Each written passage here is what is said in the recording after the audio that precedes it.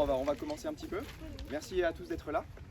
Donc moi je parle de la bologétique au sens large. Dans le livre, il y a plein de sujets qui sont traités. Là, je m'occupe juste de la partie sur l'existence de Dieu, à savoir la première partie du livre. Parce que quand on essaye d'argumenter rationnellement notre foi, la première étape avec les gens, c'est déjà d'essayer de leur montrer qu'il y a des raisons de croire que Dieu existe, qu'il y a un Dieu créateur de l'univers. C'est un petit peu la première étape, si vous voulez, pour discuter avec des athées, par exemple. Alors déjà, j'aimerais faire un point sur deux questions. Donc premièrement, qu'est-ce que la théologie naturelle? Peut-être que vous n'avez jamais entendu parler de ce mot. Mais la théologie naturelle, c'est tout simplement la discipline philosophique qui s'intéresse aux preuves de l'existence de Dieu. Donc vous le savez peut-être, depuis Aristote et les grands philosophes de l'Antiquité, un grand nombre de philosophes ont proposé des arguments, des preuves de l'existence de Dieu. Vous les trouvez notamment chez saint Thomas d'Aquin dans la Somme théologique, où il développe ces fameuses 5 voies. Et il faut savoir aussi que des philosophes après saint Thomas ont aussi essayé d'argumenter en faveur de l'existence d'un Dieu créateur, donc Descartes, Leibniz, même les philosophes récents, Alexander Prouss, Robert Kuhns, dans la philosophie analytique, ont beaucoup travaillé ces questions. Donc moi je ne vais pas rentrer dans le détail des arguments ici, ça serait trop long, je vais juste vous en présenter les grandes lignes de quelques arguments, sans rentrer évidemment dans le détail. Mais avant cela, j'aimerais vous dire ce qu'enseigne l'Église sur la capacité qu'a la raison humaine de démontrer l'existence de Dieu. Donc peut-être que vous ne le savez pas, mais l'Église catholique enseigne dans son magistère, donc dans son enseignement officiel, que la raison humaine est capable de connaître l'existence de Dieu avec certitude. C'est ce que nous dit par exemple le Concile Vatican I dans la constitution dogmatique Dei Filius. Donc je cite, « La Sainte Mère l'Église tient et enseigne que Dieu, principe et fin de toute chose, peut être connu avec certitude par la lumière naturelle de la raison humaine à partir des choses créées. » Donc voilà, on a cette idée qui est déjà présente chez saint Paul dans Romains chapitre 1 verset 20, que la raison humaine est capable de connaître l'existence de Dieu en regardant le monde réel pour en déduire qu'il a un créateur. Et alors évidemment, il y a une quantité d'arguments divers, là je vais en parler de quelques-uns. Donc il y a plusieurs types de catégories d'arguments en philosophie. Donc il y a les arguments cosmologiques, les arguments téléologiques, les arguments moraux, et après d'autres arguments fondés par exemple comme sur l'existence de la conscience, du libre arbitre, des choses comme ça. Je ne vais pas rentrer dans le détail évidemment, mais je vais vous en expliquer un petit peu les grandes lignes. Donc premièrement, on peut commencer à parler des arguments cosmologiques. Donc un argument cosmologique, qu'est-ce que c'est? C'est tout simplement un argument qui part du cosmos, donc de l'univers créé, pour argumenter en faveur d'une cause première incausée, qui est créatrice de la totalité de l'espace-temps et de la réalité matérielle, et qui la maintient dans l'être à chaque instant. Donc il y a plusieurs versions de ces arguments cosmologiques. Vous en avez chez saint Thomas d'Aquin, vous en avez d'autres chez Leibniz, et vous en avez aussi des arguments chez Bonaventure et de plein de philosophes, de théologiens. Donc moi j'aime bien les arguments cosmologiques du kalam et de la contingence. Donc le kalam, c'est juste un mot arabe qui veut dire discours, il ne faut pas trop s'en préoccuper. Mais l'idée de cet argument, c'est de se fonder sur le fait qu'on peut montrer que l'univers a commencé d'exister, que la totalité de la réalité spatio-temporelle a commencé d'exister. Et comme tout ce qui a commencé d'exister a une cause, ça s'est fondé sur le principe philosophique ex nihilo nihil fit, c'est-à-dire de rien ne sort rien, tout simplement parce que le néant n'a pas de pouvoir causal, la non-existence de quoi que ce soit ne peut pas produire l'existence de quelque chose. Et donc par conséquent, si on arrive à montrer que l'univers considéré dans sa totalité a commencé d'exister, il doit nécessairement avoir une cause, sinon il sortirait du néant, ce qui est absurde, parce que le néant n'a pas de pouvoir causal. Donc la question c'est comment est-ce qu'on montre que l'univers a commencé d'exister? Alors ça, pour ça on peut utiliser des arguments à la fois métaphysiques et des arguments fondés sur la science physique contemporaine. Donc je mentionne vite fait les arguments scientifiques récents. Donc les physiciens ont découvert, en étudiant la thermodynamique, que si l'univers existait depuis un temps infini, il se serait déjà éteint, il aurait déjà consommé tout son carburant. C'est comme avec un feu de cheminée. Quand vous voyez un feu de cheminée en face de vous, vous savez deux choses. Il va finir par s'éteindre et quelqu'un l'a allumé il n'y a pas longtemps. Parce que s'il existait depuis un temps infini, il aurait déjà brûlé et consommé tout son carburant, il se serait déjà éteint. C'est un peu pareil avec l'univers. Si l'univers existait depuis un temps infini, il se serait déjà éteint, il tendrait asymptotiquement vers une mort thermique, il n'y aurait plus d'énergie, plus rien. Et donc le fait que l'univers soit encore une boule d'énergie qui consomme nous montre que l'univers ne peut pas être éternel et qu'il a forcément eu un commencement. Ce genre de raisonnement a aussi été confirmé par d'autres théorèmes indépendants de cosmologie, comme le théorème de Borde-Gut et Vilenkin, qui a été prouvé en 2003, qui affirme que tout univers qui a un taux d'expansion moyen tout au long de son passé doit avoir nécessairement un commencement. Ça, c'est un théorème qui est reconnu dans la communauté scientifique aujourd'hui, et donc les scientifiques sont assez unanimes pour dire que l'univers a commencé d'exister. Mais alors moi, en tant que philosophe, j'aime bien aussi, non pas me fonder ce que dit la science physique, j'aime bien aussi de savoir si on peut le montrer juste par la raison seule, sans même parler de physique. Et alors ça, il y a un raisonnement chez les philosophes comme Saint Bonaventure, qui réfléchit au fait que en fait, l'idée même d'un univers éternel n'est pas possible. Parce que il suffit d'y réfléchir. Si l'univers était vraiment éternel, ça voudrait dire que le passé serait infini. C'est-à-dire qu'il y aurait un nombre réellement infini d'événements qui nous ont précédés jusqu'à l'instant d'aujourd'hui. Or, il n'est pas possible de traverser l'infini. Il n'est pas possible de provenir d'un passé infiniment lointain. De la même manière que vous ne pouvez pas partir de maintenant et atteindre l'infini, en faisant 0, 1, 2, 3, 4, 5 et dire ça y est, j'ai atteint l'infini, vous ne pouvez pas faire le chemin dans le sens inverse. Vous ne pouvez pas partir de moins l'infini pour atteindre l'instant d'aujourd'hui. Donc si le passé était vraiment infini, on n'aurait jamais pu atteindre l'instant d'aujourd'hui. Or nous y sommes, et donc le passé ne peut pas être infini. C'est comme si vous rencontriez quelqu'un qui vous dit, qui vous fait un décompte, qui vous dit moins 4, moins 3, moins 2, moins 1, 0. Ça y est, j'ai fini de compter tous les entiers négatifs. Vous direz non, c'est pas possible. Là, tu as essayé de réaliser une traversée infinie, tu ne peux pas provenir de moins l'infini. Parce que c'est pas possible de provenir d'un endroit où il est impossible de se rendre. Et donc ça, c'est un peu les raisonnements qui ont été développés par les philosophes Philopon, Bonaventure, qui est un grand saint dans l'Église catholique, même si saint Thomas d'Aquin n'admettait pas ce raisonnement. En tout cas, il a été développé actuellement par la philosophie analytique contemporaine, qui ont répondu aux objections de Thomas d'Aquin sur cet argument. Et donc il est encore bien défendu chez les universitaires, en tout cas dans le monde anglo-saxon.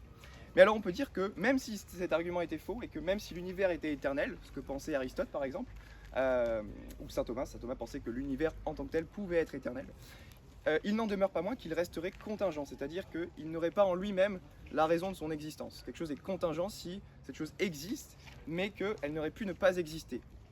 Et donc, le principe de raison suffisante nous dit que tout ce qui n'a pas en soi la raison de son existence doit tenir son existence d'ailleurs. C'est un principe métaphysique fondamental. Sinon, si on nie ce principe, il n'y a plus de rationalité. C'est que les choses ont une raison d'exister, soit en elles-mêmes, soit par une autre. Et donc l'univers, même un univers éternel, n'aurait pas en lui-même la raison de son existence et aurait besoin d'être causé par une cause externe. Donc ça, c'est un petit peu le raisonnement de Leibniz. Et alors, une fois qu'on a admis que l'univers a une cause, qu'il n'a pas en lui-même la raison de son existence ou qu'il a commencé d'exister, la question est, quelle est la cause de l'univers? Eh bien, l'univers étant la totalité de l'espace-temps et de la réalité matérielle, forcément, si l'univers a une cause, cette cause, elle est immatérielle, éternelle, non spatiale, et dotée d'une puissance extraordinaire parce qu'elle crée tout à partir de rien, elle agit sans matière préexistante, et donc elle doit être dotée d'une puissance extraordinaire. Et on peut aussi dire que quelque part cette cause doit être de nature spirituelle, parce que si cette cause est immatérielle et qu'elle a produit un effet matériel, on peut dire que ça peut être que le fruit d'un acte volontaire d'intellect, parce que ce qui est immatériel est soit une abstraction, soit un esprit. Et les abstractions n'ont pas de pouvoir causal. Donc s'il y a une cause immatérielle qui a eu un effet sur de la matière, le seul candidat plausible pour expliquer ça, c'est l'effet intentionnel d'un agent. Et alors on peut aussi argumenter en faveur du fait que cette cause de l'univers doit être intelligente. Et ça nous amène aux arguments téléologiques. Donc le fait que on constate qu'il y a de l'ordre dans l'univers, que les constantes qui régissent le cosmos ont été finement réglées pour permettre l'apparition de la vie sur Terre.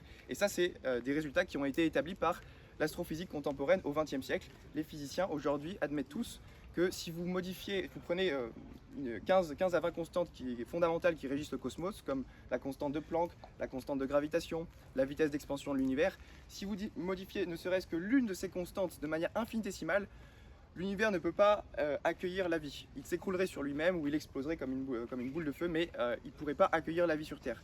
Et donc par exemple, la constante cosmologique doit être réglée avec une précision de l'ordre de 1 sur 10 puissance 120 pour permettre l'existence de la vie. Pour ceux qui n'ont pas fait de maths, 1 sur 10 puissance 120, c'est 0,000000120 derrière la virgule. plus une décimale. Et donc c'est une précision qui est d'ordre astronomique. C'est même pas compréhensible pour l'esprit humain. Une chance sur, enfin, 10 puissance moins 120. Donc ça c'est juste pour une constante, la constante cosmologique. Et il en existe des dizaines, comme je disais tout à l'heure. Et il faut que chacune de ces constantes soit parfaitement réglée pour que l'univers puisse accueillir la vie. Et c'est pour ça que même les physiciens athées qui étudient ces questions parlent même de miracles époustouflants, d'événements statistiquement miraculeux. C'est eux-mêmes qui emploient ces termes alors qu'ils sont athées.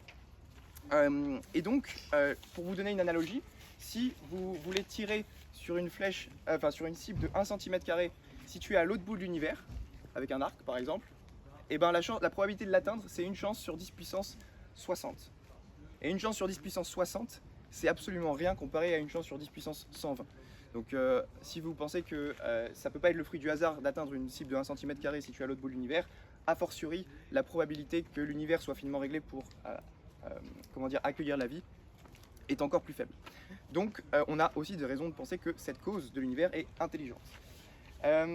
Et alors aussi on peut passer à présent à l'argument moral, à savoir que cette cause doit être moralement, il doit y avoir un fondement ultime du bien, du moins si on admet l'existence d'obligations morales objectives. Donc l'argument moral, il ne va pas se fonder sur sur la cosmologie, sur le réglage fin de l'univers. Il va partir de choses qu'on constate dans notre monde actuel. Il existe une loi morale objective. Nous avons tous une conscience morale. Nous appréhendons des faits moraux de manière objective. Donc dire que la morale est objective, ça veut dire que ça ne dépend pas de ce que en pense chacun. Si Hitler pensait qu'il était moralement acceptable de génocider les juifs, il aurait objectivement tort. Alors que quelqu'un qui défend le subjectivisme moral dira bah non, c'était juste son propre avis, sa propre subjectivité. Or, si vous êtes prêt à reconnaître l'existence d'une loi morale objective, il faut nécessairement postuler l'existence d'une source ultime du bien qui vienne rendre compte de ces obligations morales objectives. Et donc si vous niez l'existence de Dieu, vous ne pouvez pas fonder cette morale objective. Donc je dirais que l'argument moral nous fait réfléchir et nous fait penser que si on admet l'existence d'une loi morale objective, alors nécessairement il doit y avoir une source transcendante du bien qui est capable d'en rendre compte. Donc voilà un petit peu, donc c'est un peu l'idée de Dostoïevski, si Dieu n'existe pas, tout est permis, or tout n'est pas permis, donc Dieu existe. C'est un peu l'idée derrière le raisonnement de Dostoïevski. Et donc en fait d'un point de vue athée, on est juste les êtres humains n'ont rien de spécial par rapport aux animaux. En fait on est juste des singes améliorés perdus au beau milieu de cette planète Terre, et donc on ne voit pas pourquoi, contrairement aux animaux, on aurait des obligations morales, des impératifs catégoriques auxquels nous devons obéir. Et donc moi je dirais qu'un monde purement matériel ne peut pas générer des impératifs, des règles morales, des normes morales à suivre. Et donc que le problème de l'athéisme, c'est qu'il n'est pas capable de rendre compte de cette morale objective, et donc pas capable de fonder la notion même de dignité humaine, les droits de l'homme. L'athéisme, aujourd'hui vous entendez les athées parler de dignité humaine, de dire c'est contraire aux droits de l'homme, mais ils ne peuvent pas avoir de fondement rationnel pour justifier l'existence de ces fameux droits de l'homme immanents. Donc ça me fait penser, ça nous fait penser que la cause doit être bonne, et pour être source de la bonté, et donc de la loi morale objective que nous saisissons tous par notre conscience morale. Bon, après il y a évidemment d'autres arguments, hein, j'en ai pas parlé, donc l'apparition de la vie sur Terre, en particulier le passage de l'inerte au vivant. Comment est-ce qu'on passe d'une conjonction de molécules de carbone à l'apparition de la première cellule de vie, qui doit être infiniment complexe pour pouvoir se développer, comme une cellule une cellule primitive comme le protozoaire a déjà une complexité absolument incroyable, et ça semble assez improbable que juste une conjonction d'atomes de carbone puisse d'un seul coup produire la première cellule de vie. Donc il y a des arguments développés à ce niveau-là chez les biologistes, j'en cite certains dans le livre. Donc il y a l'apparition de la vie, mais il y a aussi plus profondément l'apparition de la conscience humaine. Comment est-ce qu'on explique que nous soyons des agents conscients? Comment est-ce qu'un substrat non conscient peut produire de la conscience? Si vous êtes matérialiste athée, c'est très difficile, parce que vous êtes obligé d'affirmer que l'absence de conscience a pu produire de la conscience, que l'absence de vie a pu produire de la vie, que l'absence de rationalité a pu produire de la rationalité, c'est-à-dire qu'on constate tous qu'on est des agents rationnels, mais d'où vient cette rationalité qui a été mise en nous? Comment est-ce qu'un substrat non rationnel peut produire de la rationalité? Moi, il me semble que la meilleure explication de ça, c'est le fait qu'il existe une cause intelligente de l'univers qui est à la source de notre rationalité et qui est capable de générer, de créer des agents rationnels comme nous. Mais si vous niez l'existence d'une telle cause, si vous niez l'existence de Dieu, vous ne pouvez pas rendre compte de manière explicative de la rationalité humaine telle qu'elle existe sur cette terre aujourd'hui. Et pareil, vous ne pouvez pas rendre compte de l'existence du libre arbitre. Si vous êtes un matérialiste athée, vous ne pouvez pas expliquer le fait que nous soyons authentiquement libres quand nous posons nos actes. Parce que si le matérialisme athée est vrai, en fait on est juste des machines, si vous voulez, on est déterminé par les lois de la physique, par les lois de l'univers, pour agir comme ci plutôt que comme cela. Et donc finalement, je ne suis pas authentiquement libre quand je pose mes actes, c'est les lois de l'univers qui m'ont déterminé à le faire. Et si vous êtes un matérialiste cohérent, vous devez accepter cette conclusion. Et donc ça veut dire que vous devez nier toute forme de responsabilité morale. Parce que si je ne suis pas libre, je ne suis pas libre de choisir entre le bien et le mal. Et donc ça veut dire que Hitler n'est pas moralement responsable du génocide juif. C'est l'univers qui l'a déterminé à le faire. C'est les lois de la physique qui l'ont poussé à agir comme ci plutôt que comme cela. Donc nier l'existence du libre arbitre, ça mène quand même à des conséquences assez dévastatrices par rapport à la notion de responsabilité morale. Et je dirais même à la notion de rationalité, parce que je pense que la rationalité humaine présuppose le libre arbitre. Parce que le libre arbitre, la rationalité, c'est la capacité à poser un jugement rationnel entre des propositions pour en déduire la bonne conclusion. Sauf que si vous êtes déterminé par les lois de la physique pour dire tout ce que vous dites, et finalement vous êtes comme une calculatrice en fait, vous n'êtes pas un agent rationnel. Et donc je pense que le matérialisme athée n'est pas capable de rendre compte non seulement de l'existence de la conscience humaine, mais aussi de la rationalité et du libre arbitre. Et que l'existence de Dieu explique beaucoup mieux tous ces phénomènes que le matérialisme athée. Bon, après on pourrait parler aussi des expériences de mort imminente qui sont qui tendent à montrer que la conscience n'est pas réductible à la matière et qu'elle est réellement distincte du corps.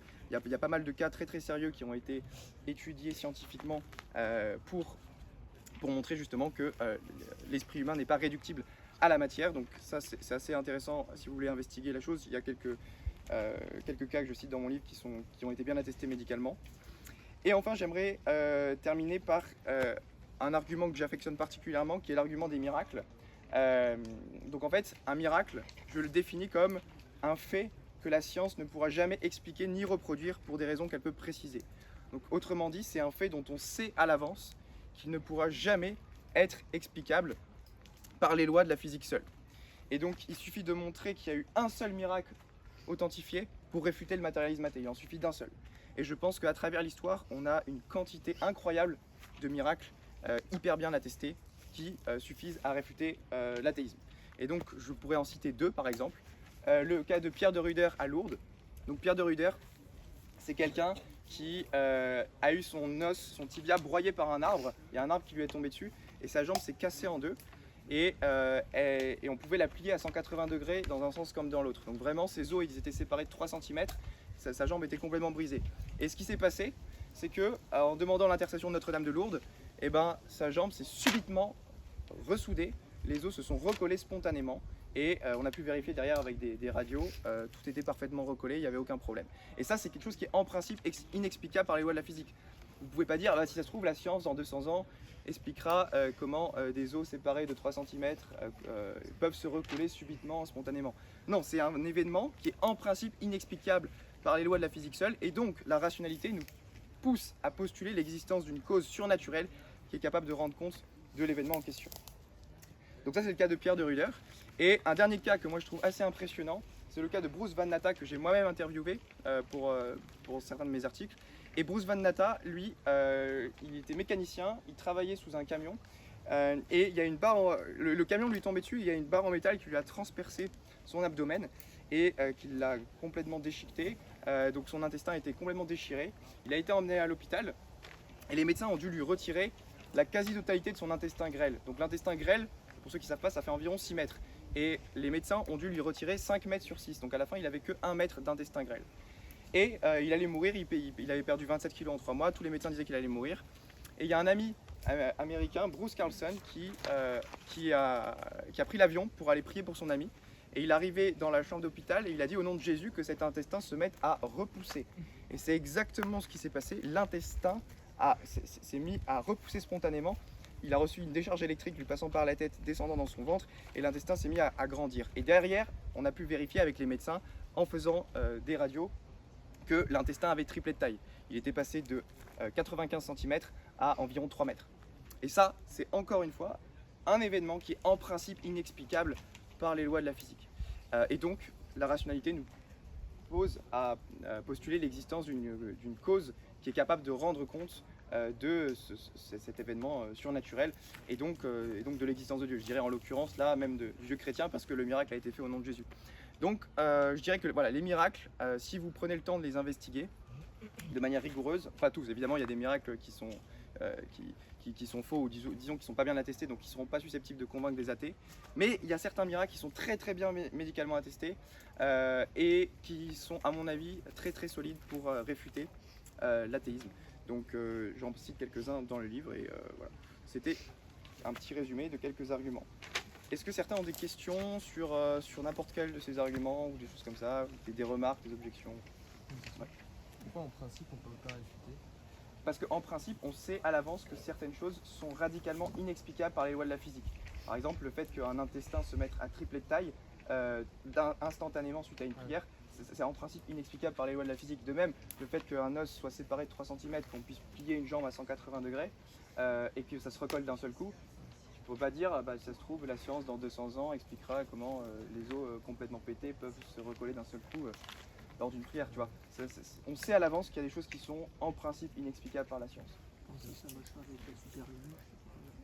Oui. C'est pas une question, mais là pour les miracles, comment vous expliquez qu'il y a aussi des miracles des miracles scientifiques, enfin médicaux, qui existent en dehors du catholicisme, ouais. Et donc qui est par exemple des guérisons spontanées aussi qui sont inexplicables, de gens qui n'ont rien à voir avec le catholicisme, rien à voir avec aucune religion, et que du coup c'est juste qu'il existe des miracles médicaux qu'on ne peut pas expliquer, mais est-ce que ça prouve quand même que c'est Dieu derrière? Du coup, ça prouverait déjà l'existence du surnaturel, indépendamment du fait que ce soit Dieu ou non. Mais d'un point de vue catholique, l'Église répond que Dieu peut faire des miracles dans d'autres religions tant que ça ne vient pas confirmer des fausses doctrines dans ces religions. Donc Dieu peut guérir un juif, un musulman, un bouddhiste, parce que l'Esprit Saint étant infiniment généreux, il est capable d'agir où il veut, sur qui il veut, et de guérir n'importe qui par exemple. Mais ça ne vient pas confirmer une doctrine du Coran ou du Talmud ou des choses comme ça. Tant que le miracle en question ne vient pas confirmer une des fausses doctrines de ces religions, il n'y a pas de problème, l'Esprit Saint peut agir. Dans le catholicisme, nous on a des miracles qui confirment spécifiquement des doctrines catholiques, comme les miracles eucharistiques qui confirment la doctrine de la présence réelle, ou les apparitions de Lourdes qui confirment la vérité de l'Immaculée Conception. Donc nous on a des miracles à confirmation doctrinale, ce que n'ont pas les autres religions. Il n'y a pas de miracles dans d'autres religions qui confirment des doctrines de ces religions qui sont incompatibles avec la foi catholique. Oui. J'avais une question parce que du coup tous ces arguments ça démontre l'existence d'un Dieu qu'on pourrait dire philosophique.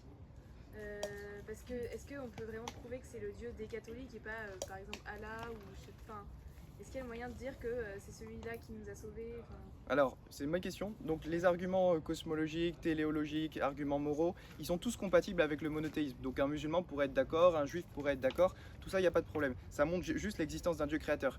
L'argument des miracles, je pense qu'il va un cran plus loin parce qu'il faut prendre le miracle dans son contexte. Si vous avez une prière au nom de Jésus et qu'un intestin se met à tripler de taille instantanément, ça serait quand même pas très plausible de dire que c'est le fruit d'Allah par exemple. Parce que justement, dans le contexte précis, on a invoqué le nom du Christ et ça a marché.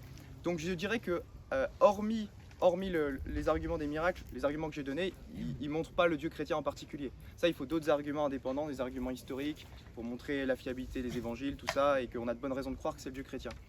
Mais l'argument des miracles, je pense que typiquement les guérisons de Lourdes, quand on invoque Notre-Dame de Lourdes et qu'on est guéri instantanément, je pense que c'est quand même un bon argument en faveur du Dieu catholique, si tu veux.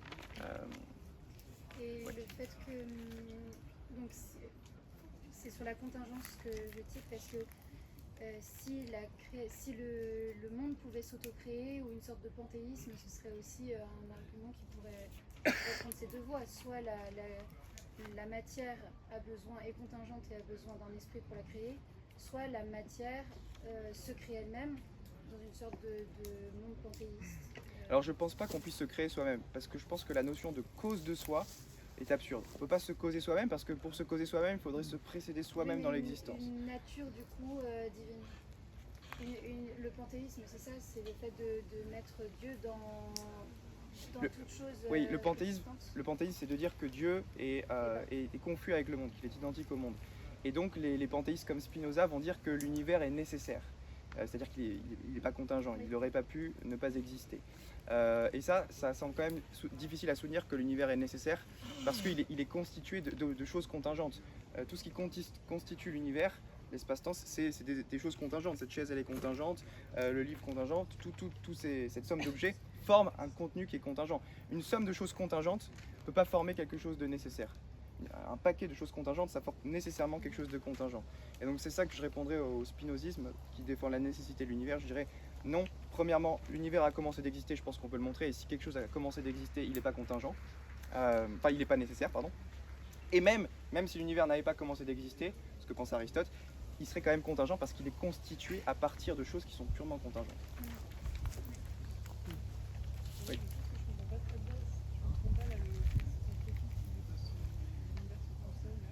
Oui.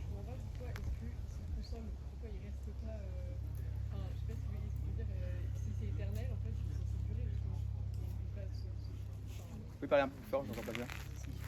Bah, en fait, c'est un truc que je comprends pas. Quand on parle de ce principe de l'univers qui se consomme, pourquoi est-ce que s'il est éternel, il se consomme justement et il va instable en fait. Ce que je dis, c'est que l'univers, c'est comme si vous voulez, une boule de feu qui se consomme, c'est comme un feu de cheminée qui brûle de l'énergie, qui en consomme, et que si cette consommation avait lieu depuis toute une éternité, il ne pourrait pas y avoir de consommation à l'heure actuelle aujourd'hui parce que tout le carburant aurait été brûlé. Si l'univers existait depuis un temps infini, il se serait déjà éteint parce qu'il tendrait asymptotiquement vers une mort thermique, ce que les physiciens appellent la mort thermique de l'univers. Et donc il serait déjà en état d'extinction, il n'y aurait plus d'énergie. Et donc le fait qu'il soit encore plein d'énergie aujourd'hui, ça montre qu'il n'existe pas de toute éternité. S'il existait de toute éternité, il serait déjà éteint. Mais le principe de rien ne se perd et tout se transforme, ça rentre pas là-dedans. C'est un principe vrai de Lavoisier, mais c'est pas forcément lié à la seconde loi de la thermodynamique. Qu'est-ce que vous pensez des théories de la morale qui justement font pas intervenir l'hypothèse de Dieu, comme l'utilitarisme qui est fondé sur la raison, ou même les théories de la morale évolutionnaire? Alors je dirais que, parce que les athées, du coup à l'argument moral, ils vont dire, bah regardez, on peut expliquer la morale par l'évolution. C'est l'évolution qui a mis en nous certains comportements qui nous poussent à agir comme ci plutôt que comme cela. Et moi je répondrais que même si c'était vrai, même si on admettait que l'évolution, ce soit l'évolution intégralement qui fonde la morale, déjà je ferais remarquer que c'est faux parce qu'il y a des choses qui sont contraires à l'évolution et qui sont moralement bonnes, comme le sacrifice de soi. Se sacrifier soi-même pour quelqu'un, c'est contraire à notre instinct de survie qui aurait été mis en nous par l'évolution, et pourtant c'est une action moralement bonne. Donc, mais admettons que l'intégralité de la morale soit explicable par l'évolution, ça montrerait toujours pas que nous devrions obéir à ce qu'a mis en nous l'évolution. C'est-à-dire que même si l'évolution me pousse, je sais pas, à ne pas, à être altruiste ou